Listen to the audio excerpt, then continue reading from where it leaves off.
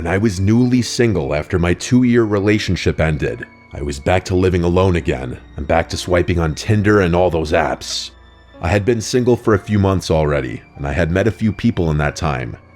During that time, I matched a girl on Tinder named Tracy, and she gave me her Snapchat, but it quickly fizzled out to her just watching my stories and not really communicating. That kinda used to happen all the time when I was in college. But now being in my late 20s, using Tinder, and just being reminded of how immature all this online dating stuff is, it feels a lot different at this age. I own a corner townhome in a little community. If you're wondering what I do, I'm an accountant. Good money, but miserably boring. After my ex moved out, I thought I would be ready for the privacy and peace and quiet, but I'd say after the first month, the novelty of that wore off. Maybe I'm more of a relationship person, or I just need people around, but being alone was getting to me. That's why I was constantly swiping on dating apps and trying to go on dates, just to get out of the house. This was last December. I posted something on my Snap story that had to do with Christmas, and guess who commented on my story? It was that Tracy girl who I hadn't spoken to in weeks. She struck up a conversation about us doing some Christmas-themed stuff together, and from there we started chatting for a bit. I suggested the most festive things I could think of, ice skating, going to the village, and looking at the decorations, but she suggested we decorate my Christmas tree.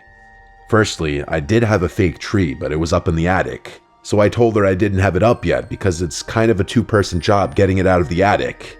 She said she'd gladly come over and help, so I figured why not. I told her to come over around 9 that night. It was already dark at that point when we made the plan. It was likely like 7:30 because I remember hurriedly grabbing my keys and rushing to drive to the liquor store to buy a couple bottles of wine. When I got back to the house, I vacuumed and swept the floors.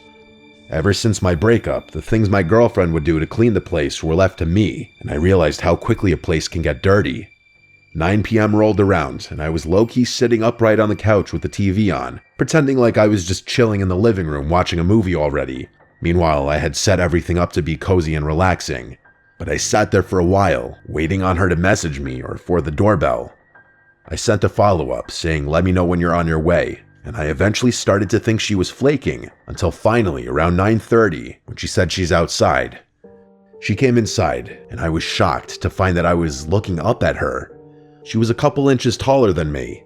I'm 5'10", so she had to be at least 6 feet tall. I also immediately picked up on the fact that she smelled like she was drenched in perfume. We went straight to the couch and sat down, and she sat really close to me, like our legs were touching. This is where I started to get confused in how exactly I was feeling. She looked a bit older, maybe a little rougher, I'm not sure how to explain it, and underneath that overpowering smell of cheap-smelling perfume, I couldn't help but feel like there was a slight hint of body odor, which completely turned me off. I asked her if she wanted wine, and she said yes please, so I went and poured a couple glasses as we talked. Have you ever met someone for the first time that you'd been texting or DMing for a while, and when you finally meet, they just end up being nothing like you pictured in your head? That was pretty much this. Something about her felt off, like she lacked certain social cues. I handed her a glass of Merlot, and we cheers each other. I shit you not, she almost immediately spilled a huge drop of red wine on my light blue couch. I composed myself, but I wanted to scream. I said it's okay, as I ran to the kitchen to get a damp paper towel and sponge. I ran back to the couch and blotted it as quickly as I could before it would settle. She kept apologizing, and I kept saying it was okay. After this, it got a little more tense, and to break the tension, I suggested I get the tree out of the attic. So I went up to the attic, slid over the giant box with all the tree parts in it, and started handing her down the pieces one by one, each piece getting bigger until we got to the biggest part, the part that I wouldn't be able to handle going down the ladder on my own. She grabbed it with ease.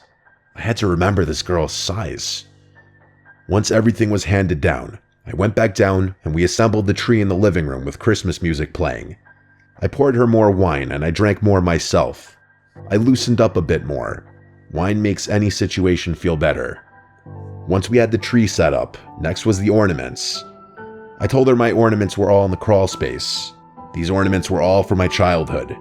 My parents gave me bins and bins of Christmas decorations. So I went down to the crawl space and one by one started taking out the bins while I left Tracy in the living room to relax. As I was doing all of this, I started feeling woozy, like the wine was getting to my head. I've never been a heavy drinker, so I do have a low tolerance, but I felt like I hadn't drank that much to feel this way. I grabbed the first bin and started lugging it up the stairs. By the time I got to the top, Tracy wasn't anywhere in sight. I assumed she was in the bathroom at first and called her name. I looked around each room and then saw that the bathroom was empty. I scratched my head in confusion as I kept calling her name. I went to message her on Snap, but she never opened the Snap. I checked the 2 bedrooms too, but she was gone. I couldn't believe this. She snuck out on me. This was when I started wondering if she thought I was ugly or weird or something, even though truthfully, I wasn't even really into her either. I crashed onto the couch, which suddenly felt a lot more comfortable than before, and honestly, as far as I remember, I periodically checked my phone to see if she opened my Snap and just watched whatever was on TV, until my memory just faded to black. I swear, everything just went black. And then I woke up in darkness. No lights, no TV on. I looked around in the dark room, and I knew I was hearing things. I felt like I was still on the couch, and I felt weak. My limbs were hard to move, but I managed to find my phone right under me within seconds, and I checked the time. The second the phone screen lit up, I saw it. Even though the light was facing toward me, that glow from my phone screen with the brightness all the way up revealed the outline of a tall person's silhouette standing in front of me. For some reason, I didn't scream. I just put the phone down, bringing the room back to darkness. I finally opened my mouth to say, "Tracy," hoping it was her, but still not in that moment remembering what had happened earlier. Whoever was standing there didn't answer me. I eventually picked my phone back up and turned on the flashlight, and I saw that it was in fact Tracy standing in front of me. She wasn't moving, she was just looking down at me. I felt locked to the couch. I don't know if it was because of pure fear or the effects of whatever she had obviously laced me with. I genuinely was having a hard time moving my limbs. I felt weak and helpless. All I could manage to say was "Tracy" a couple more times. She turned towards the stairs, and again, I swear, she sprinted toward them, and all I heard were the disturbingly loud stomps of her running down the stairs. I heard something slam from downstairs. Looking back, I'd imagine it was the front door. Everything looked and sounded so wonky in those minutes after I woke up. Each passing minute, I felt more and more clear-headed, and moving became easier. I checked Snapchat to see that her account was gone, aka she blocked me. I looked out the front window and saw no cars outside besides my own and the neighbors. And then I realized I never saw the vehicle that she arrived in, or if she even arrived in one. I checked my entire home from top to bottom, checking for anything that could have been stolen. The only items I found missing seemed kind of bizarre at first, but honestly made so much sense soon after. Every last bottle of pills from my house was gone. All my vitamins and supplements, my bottles of Adderall, and even the bottle of Oxy that I had prescribed but never fully used after a surgery, those were in the drawer next to my bed. I noticed a bottle of vodka was taken from my mini fridge in my room too, but other than that, I didn't see anything else that could have been stolen. Still, I called the police right then and reported the robbery. I gave the Snapchat username and explained that I never got her number or knew anything really about her identity minus the name that she gave me, which was Tracy Gibson. The police knocked on my neighbor's door since all of our homes are attached, even though it was like 1 a.m. With me standing next to them, they questioned if he'd seen or heard anything strange, to which he said no, he'd been asleep. After about 20 minutes, the police left. I made sure all of my keys were still in place so as to make sure she couldn't get back in. But other than that, this Tracy person disappeared without a trace. I knew her behavior was quirky and wonky from the first few minutes of meeting her, and it makes so much sense now.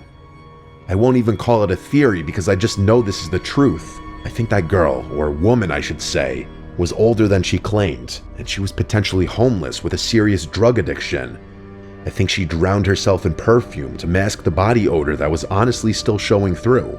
She laced my wine with something when I was in the attic clearly. I don't know exactly how long I was out, but it was enough for her to scour my entire home for any and all drugs and supplements. I still remember how disturbing of an image it was seeing her tall silhouette standing in front of me while I was just waking up on the couch. Honestly, after this, I didn't even decorate the tree that year.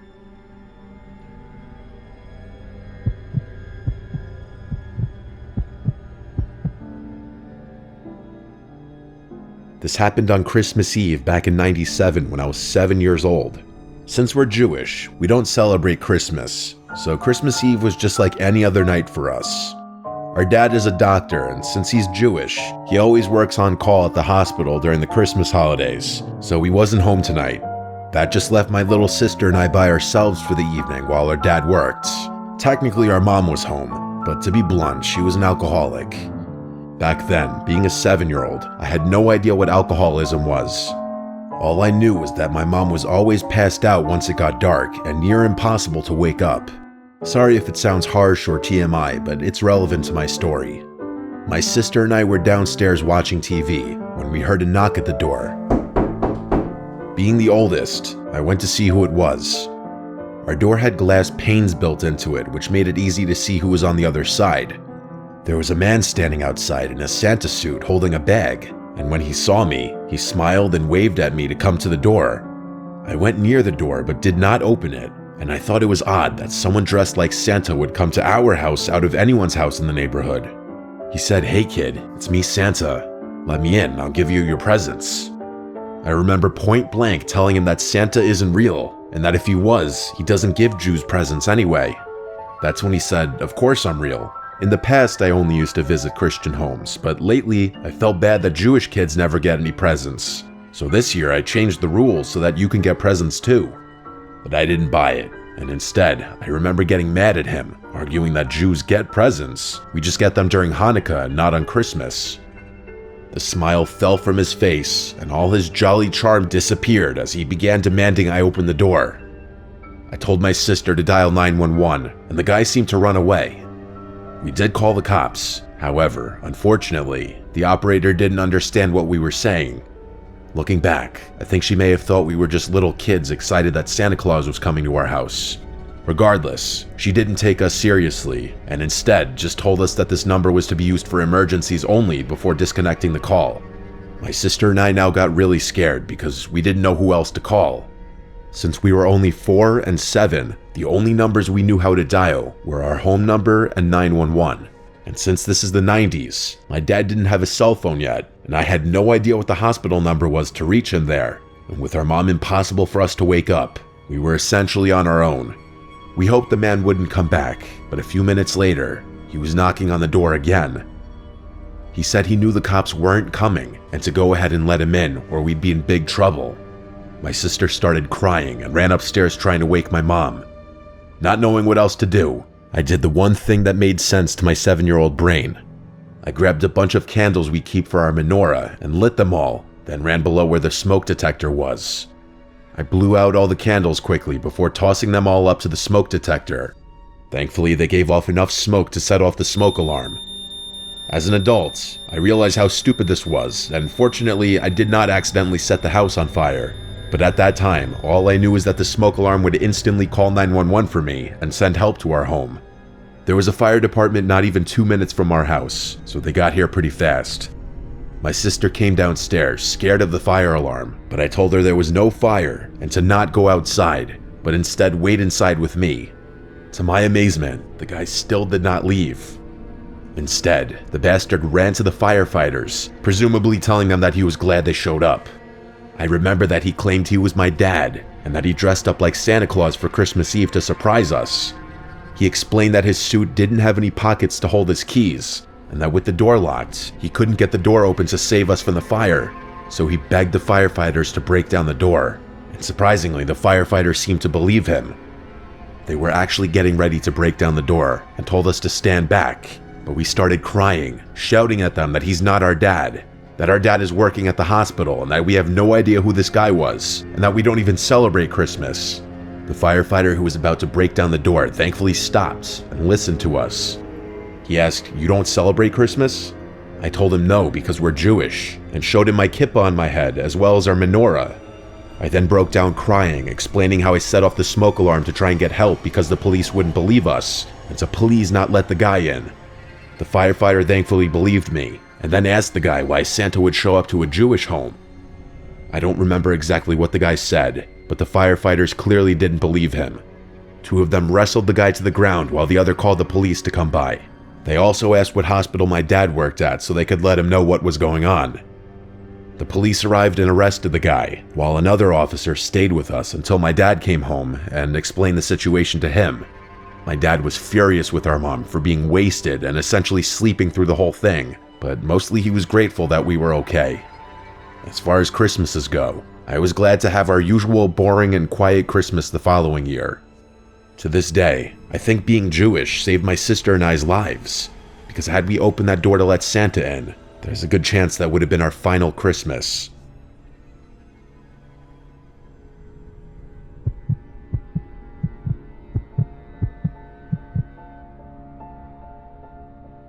It was December 2022. My girlfriend Charlotte and I were driving to the Pocono Mountains. We had rented a super cozy looking Airbnb decked out with Christmas decorations, and it was nicely located with a nice view, big property, and not far from a cute little village.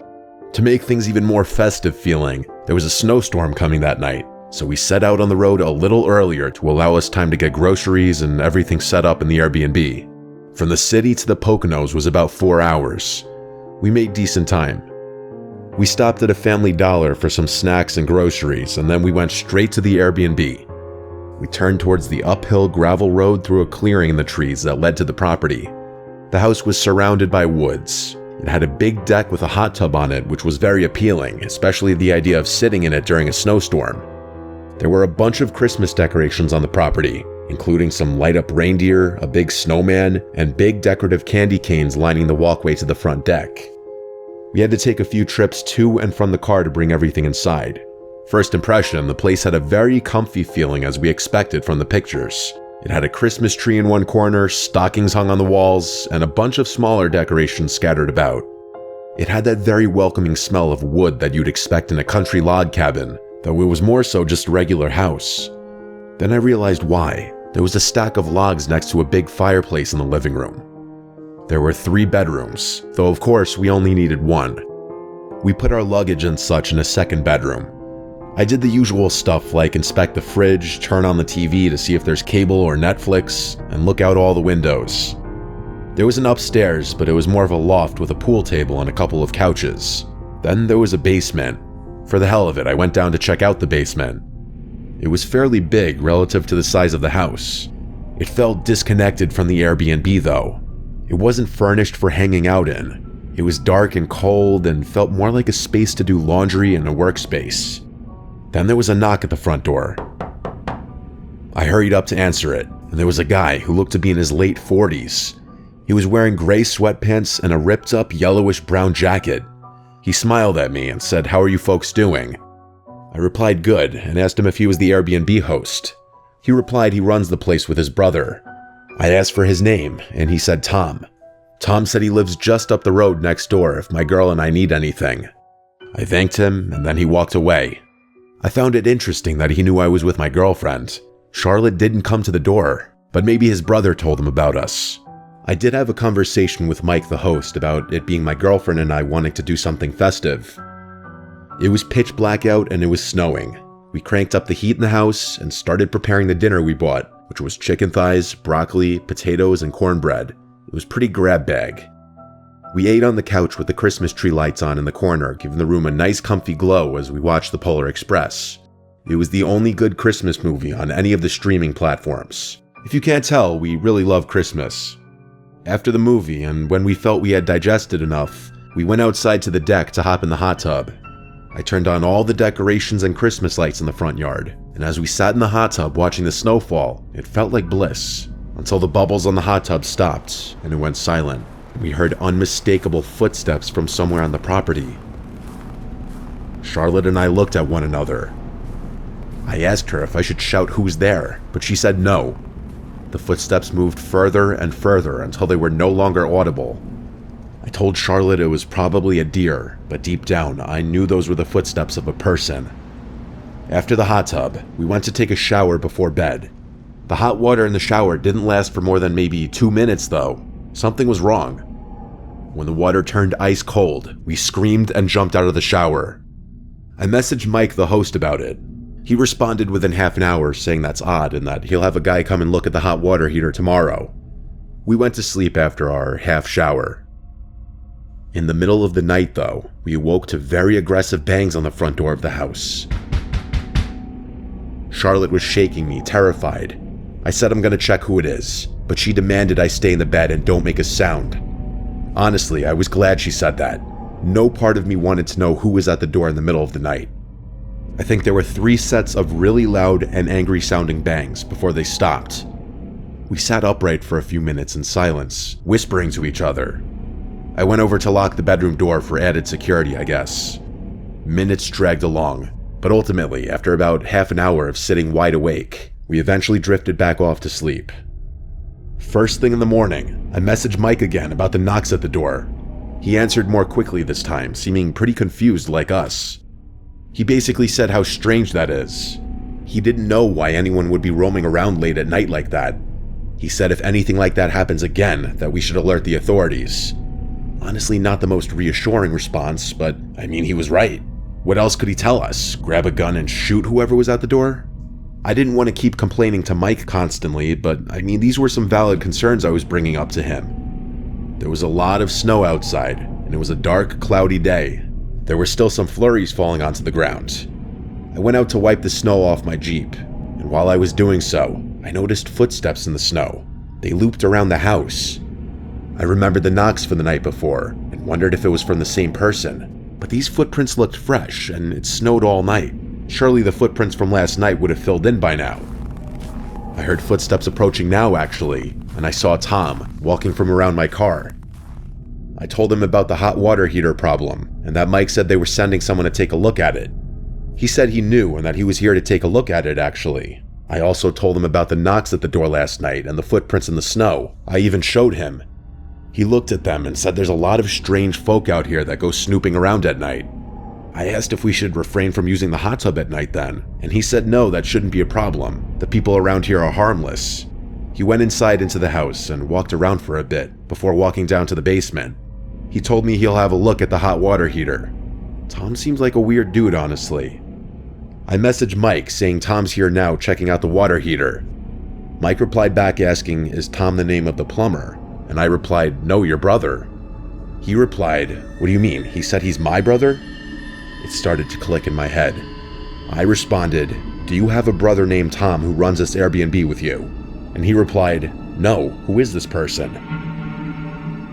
I hurried to Charlotte and told her to collect her things quietly. We need to get out of here.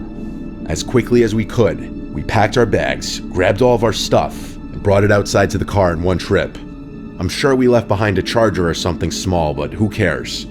We got in my car, and when I started it, I looked in the rearview mirror and saw Tom quickly approaching the rear of the Jeep. I put it in drive and drove out of there as quickly as I could. When we were back on the road, we called Mike and explained everything and told him he needs to call the police now. He didn't stay on the line with us for long, but 20 minutes later, he called us back. We were in the car still. He said the police were there now and didn't see anyone in the house. Mike was on his way to the house as well, but he was mostly calling to get more details from us. We drove around the area and explored just as a way to calm our nerves after what just happened. After a few hours, we drove home. Mike messaged me later that night updating me and apologizing for everything. He said he didn't know anyone who resembled my description of Tom. What disturbs me is that man was watching us the entire time, from the moment we arrived to when we were in the hot tub, and he was probably the one banging on the front door in the middle of the night. Who knows what his intentions were? It's a good thing we left when we did, though.